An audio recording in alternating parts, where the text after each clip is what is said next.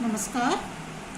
महाकाव्य की श्रृंखला में ही आज मैं आपको भारवी के विषय में बताने जा रही हूँ। भारवी का प्रामाणिक जीवन वृत्त सर्वथा अप्राप्त है। भारवी के विषय में कुछ किंवदंतियां प्रचलित हैं, किंतु उनकी प्रामाणिकता संदिग्ध है।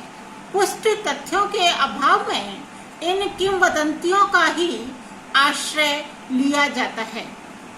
संक्षेप में जो किंवदंतियां प्रचलित हैं उनको मैं आपको बताने जा रही हूँ। पहली है, दंडी विरचित अवंती सुंदरी कथा के अनुसार भारवी दंडी के प्रपितामह थे। दूसरी किंवदंती है, अवंती सुंदरी कथा के अनुसार भारवी पुलकेशिन द्वितीय के अनुज विष्णुवर्धन के सभा पंडित थे। विष्णुवर्धन का समय 615 ईस्वी के लगभग है।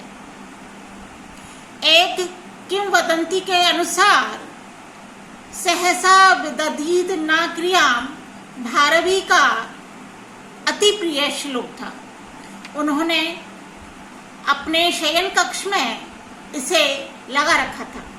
उनके पिता उन्हें व्युत्पत्ति और योग्यता वृद्धि के लिए समय समय पर उन्हें टोकते रहते थे। एक बार भारवी के सम्मान में आयोजित सभा में उसके पिता ने उन्हें डांट दिया।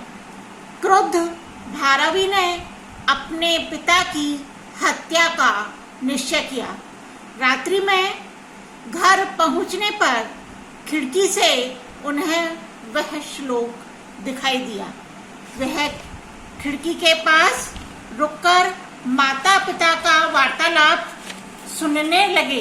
पिता कह रहे थे कि उसकी योग्यता वृद्धि के लिए मैंने भारवी को डांटा है। यह सुनकर उनका जो क्रोध था वह शांत हो गया और उन्होंने अनुचित क्रोध के लिए माता पिता से क्षमा मांगी।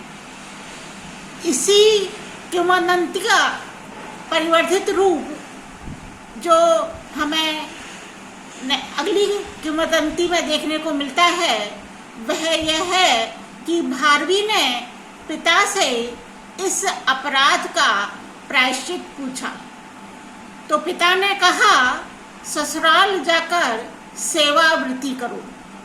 तो भारवी ने अपने ससुराल में जाकर गौ सेवा का कार्य किया।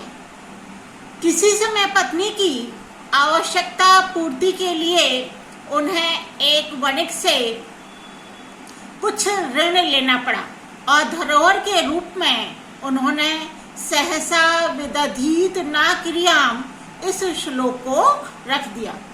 वणिक ने श्लोक का अर्थ समझा और रट लिया। वणिक व्यापार के लिए विदेश गया और कई वर्ष बाद लौटा। जब तक उसका छोटा पुत्र युवा हो चुका था और माता के पास सो रहा था, वणिक उसे पर पुरुष समझकर पुत्र तथा पत्नी दोनों की हत्या के लिए उद्यत था। सहसा उसे धरोहर का श्लोक स्मरण हो आया और उसने अपनी पत्नी को जगाया। तब उसे ज्ञात हुआ कि वह पर पुरुष नहीं अपितु उसी का इकलौता पुत्र है। पुत्र और पत्नी की हत्या से बचाने वाले श्लोककर्ता के प्रति उन्होंने हार्दिक कृतज्ञता व्यक्त की। पांचवी किंवदंती के अनुसार भारवी का जन्म स्थान और माता पिता के विषय में भी असहमति है। एक किंवदंती के अनुसार भारवी धारा नगरी के निवासी थे। उनकी माता का नाम सुशीला और पिता का नाम श्रीधर था। उनकी पत्नी का नाम रसिकवती या रसिका था। अवंती सुंदरी कथा के अनुसार उसके पिता का नाम नारायण स्वामी था। उनका वास्तविक नाम दामोदर था और भारवी उनकी उपाधि थी। प्रायः सभी विद्वान उन्हें दाक्षिणात्य मानते हैं। छठी किंवदंती जो है वो है अवंती सुंदरी कथा के अनुसार भारवी का जन्म कुशिक गोत्र में हुआ था। चालुक्य वंशी राजा विष्णुवर्धन से उनकी मित्रता हो गई थी। भारवी उसके सभा पंडित थे। सातवीं जो किंवदंती है उसके अनुसार भारवी शैव थे। किरातार्जुनीय महाकाव्य के 18 सर्ग में उन्होंने शिव स्तुति बड़े भावुक रूप में की है।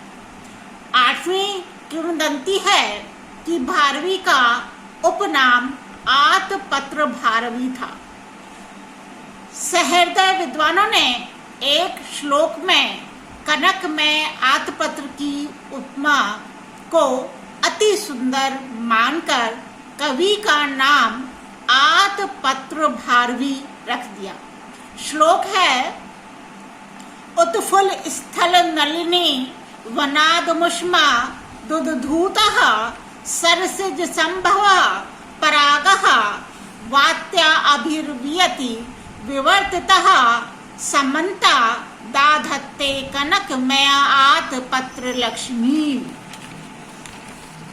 तो श्लोक का अर्थ है कि गुलाब के वन खिले हुए हैं, हवा का झोंका पराग को आकाश में उड़ाकर चारों ओर फैला रहा है और चारों ओर फैला हुआ और मध्य में दंडाकार पराग सुवर्ण छत्र के तुल्य शोभित हो रहा था। वस्तुतः सुवर्ण छत्र का यह काल्पनिक रूप अत्यंत रमणीय है। संप्रति भारवी का केवल किरातार्जुनीय नामक महाकाव्य ही प्राप्त होता है। इसके उदात्त गुणों के कारण ही इसकी गणना बृहत त्रयी में है।